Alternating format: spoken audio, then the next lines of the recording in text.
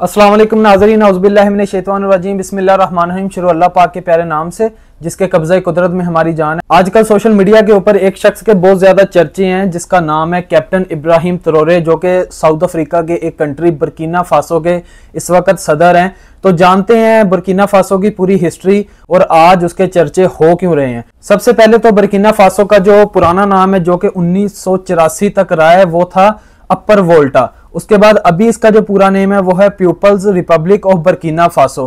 तो ये आपको पता है दुनिया के 7 बर्रे आज़म है, उसमें एक बर्रे आज़म अफ्रीका भी है जो कि सबसे गरीब तरीन बर्रे आज़म माना जाता है, जहाँ के लोगों को आज तक शायद पूरे हकूक दिए नहीं जा सके या मिले नहीं है। तो इनकी जो टोटल आबादी है वह 2 करोड़ और 40 लाख और ये दुनिया में 59वें नंबर पर है। ये वेस्ट अफ्रीका में एक लैंडलॉक कंट्री है, तो तरक्की पजीर कंट्रियों में भी हम इसे कह सकते हैं जो अफ्रीका की हैं, दुनिया की नहीं। तो इसमें 61% मुस्लिम्स हैं, उनकी आबादी है, और 23% क्रिश्चियंस आबाद हैं। तो इसके बाद दीगर जो रिलीजन्स के लोग हैं वो भी इसमें काफ़ी तादाद में आबाद हैं।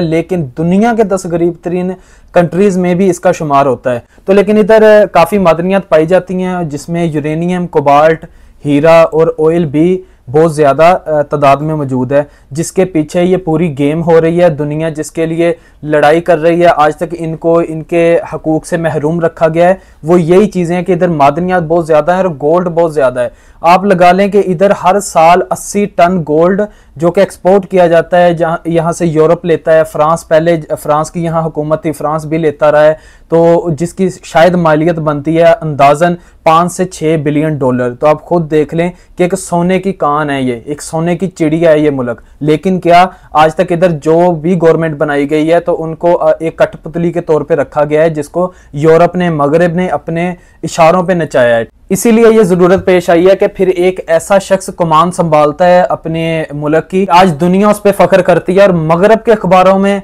और रशिया के अखबारों में, चाइना के अखबारों में और जितना एशिया कंट्रीज हैं सब के अखबारों में आज इसको डिस्कस किया जा रहा है कि इब्राहिम ट्रोरे की आखिर ऐसी क्या हिकमत अमली है कि आज वो इतना ज्यादा डिस्कस हो रहे हैं, और इन्होंने ऐसा क्या बहादुराना कारनामा सर अंजाम दिया है कि दुनिया इनकी तरफ देख रही है और मुस्लिम उम्मत भी इनकी तरफ ही देख रही है, क्योंकि ये मुस्लिम है, इनका नाम ही इब्राहिम है।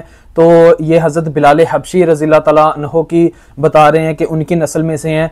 तो अल्लाह ताला इनको सेहत तंदुरुस्ती दे और इनको और कायमो दायम रखे अपने जो इनके अहदाफ हैं। तो इसी के साथ 2022 में जब इसको आज़ादी मिली है, जब यानी कि इधर की पहली गवर्नमेंट बनाई गई है, कहने को ये मुल्क पहले भी आज़ाद थे लेकिन आज तक कब्जा इन पे मगरब ने और यूरोप ने ही रखा है। तो ये अफ्रीकन लीडर है जो इब्राहिम ट्रोरे, तो ये 2019 में मिलिट्री ज्वाइन करता है। नेक्स्ट ईयर, अगले ही साल, ये इतना ज़हीन था कि ये कैप्टन की पोस्ट के ऊपर चला जाता है। तो जनवरी 2022 में फौज ने जब इक्तदार संभाला, जब पहली बार फौज ने अपने मुल्क की जो जिम्मेदारियां थी वो संभालने की ठान ली, तो उन्होंने पॉल हेनरी को बना दिया सदर, लेकिन वो भी कुछ देर में वादे पूरे नहीं कर पाए। तो इसीलिए फिर उनको हटा के पूरी जो इनकी मिलिट्री थी बुर्किना फासो की, तो उन्होंने इब्राहिम ट्रोरे को ही तरजीह दी और इनको अपने मुल्क की कमान संभालने के लिए बोला, और इन्होंने फिर अपनी टीम के साथ उधर की जो सदारत थी वो संभाल ली।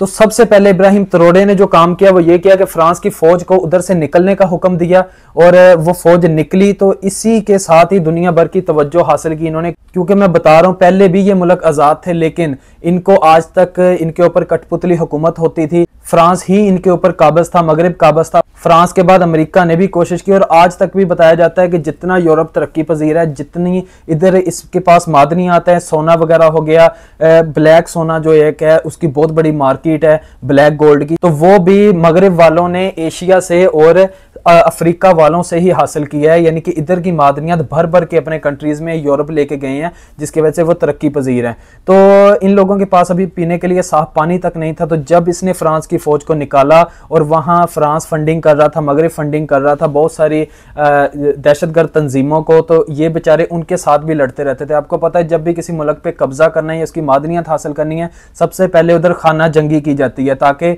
लोगों का जहन उस तरफ जा ही ना सके कि हमारी मादनियात मादनियात ये क्यों ले जा रहे हैं, लोगों को अपनी जान बचाने की ही परवाह रहे हमेशा। तो इन्होंने उन दहशतगर्द तंजीमों के लिए भी भरपूर इकदाम किए और उधर से टेररिज्म भी खत्म किया और बाकी अफ्रीकन कंट्रीज को, अपने बर्रे आज़म कंट्रीज को भी बोला कि हमें आपस में लड़ने की बजाय पहले मिलके अपने मुल्क से ये गुर्बत खत्म करनी चाहिए, थोड़ा सा दुनिया की नजरों में अपने आप को स्टैंड करना चाहिए। तो जिसके लिए अभी रशिया भी इनका भरपूर साथ दे रहा है और चाइना भी साथ दे रहा है। अभी हाल ही में इनके मरने की खबरें भी काफी गर्दिश कर रही थी, जो कि AI जनरेटेड कुछ वीडियोस थी, लेकिन वो सब इनके लिए एक अच्छा इकदाम साबित हुआ कि इन्होंने अपनी सिक्योरिटी उसी तरह से बढ़ा ली और अभी इन्होंने पहली गोल्ड रिफाइनरी भी लगाई है। IMF तक कहने पे मजबूर हो गया कि बर्किना फासो में गुर्बत कम हुई है और ये लोग अभी तरक्की पजीर बनेंगे।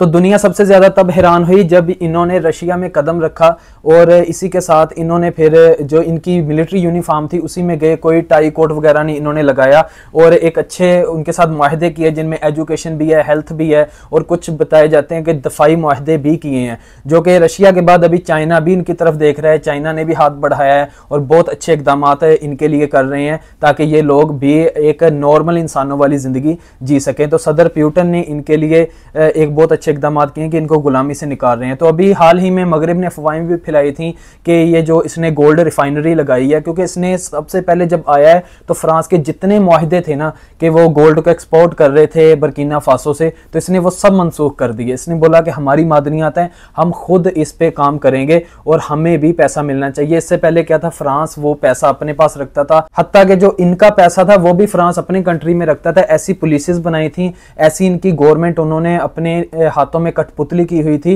कि इन बेचारों के हाथ कुछ भी नहीं आ रहा था और इनको समझ भी नहीं आ रही थी हम किस पे भरोसा करें, किधर जाएं।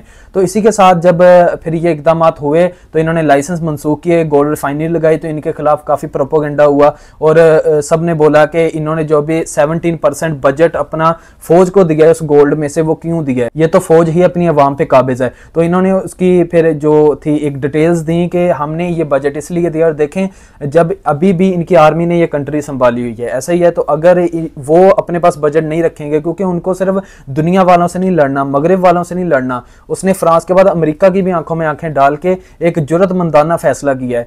तो उसको अपने मुल्क में जो दहशतगर्द तंजीमें उससे लड़ने के लिए सब कुछ चाहिए, जितने ही एटॉमिक चीज़ें हैं वो भी चाहिए, उनसे लड़ने के लिए वेपन्स और बजट भी चाहिए, सब कुछ चाहिए। तो वो कहाँ से लेंगे? और यही अच्छा इकदाम है ना कि उनका अपना गोल्ड है, अगर उन्होंने रिफाइनरी लगाई है तो उन्होंने उसमें से 17% बजट सिर्फ अपने लिए रखा है, बाकी गरीब अवाम के लिए वो मुआहदे कर रहे हैं और अभी दुनिया उनकी तरफ देख रही है। और पूरे अफ्रीका में वो इस वक्त उम्मत के लीडर हैं और बताया जाता है कि इमरान खान साहब के बाद अभी वो नेक्स्ट भी ऐसी हिकमत अमली बनाएंगे कि वो दुनिया भर के मुस्लिम लीडर भी बन सकते हैं। अभी इन पर तकरीबन 20 बार कातलाना हमला हो चुका है, लेकिन अल्लाह ताला इन्हें खैर आफियत से रखे, अभी तक महफूज हैं और इनको चाहिए अपनी ज़्यादा से ज़्यादा केयर करें। और इससे पहले भी आपको पता है लीबिया के कर्नल कज़ाफ़ी और बहुत सारे नाम हैं, साउथ अफ्रीका के ही ऐसे लीडरान के नाम हैं जिन्होंने इससे पहले भी करप्शन ख़त्म करने की कोशिश की और वो कामयाब भी होते हुए नज़र आ रहे थे, जिस तरह अभी इब्राहिम तरोड़े नज़र आ रहा है। तो लेकिन मगरिब वालों ने उन्हें मरवा दिया। तो इन्हें चाहिए अपनी ज़्यादा से ज़्यादा हिफाजत करें और अपने कंट्री की भी हिफाजत करें। तो इसी के साथ इन्होंने इमरान खान साहब के बारे में बोला है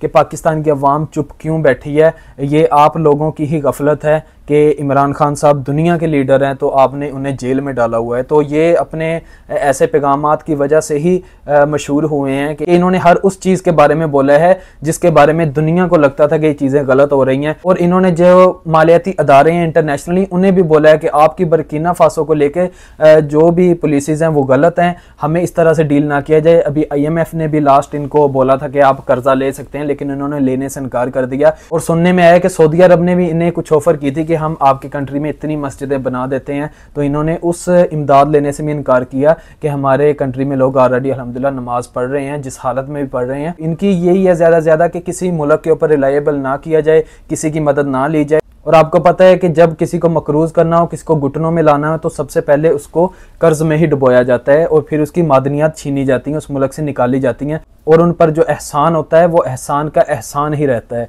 तो इसी के साथ मुझे दीजिए इजाज़त, मिलते हैं एक नई वीडियो के साथ। और जैसे ही इंशाल्लाह इसके बारे में कोई नई अपडेट्स होंगी, कोई बड़े मुआहदे होंगे या कुछ और नई चीज़ें होंगी, अभी पूरे अफ्रीका का एक मैप तक बदलने जा रहा है, पूरे अफ्रीका की एक स्ट्रेटजी तक बदलने जा रही है, तो इंशाल्लाह मैं उसके बारे में आपको ज़रूर आगाह करूँगा। मुझे दीजिए इजाज़त, चैनल को सब्सक्राइब कर लें और अगर वीडियो और इन्फॉर्मेशन अच्छी लगे तो इसको शेयर करें और इसी के साथ कमेंट सेक्शन में अपनी फ़ीडबैक से भी आगाह रखें।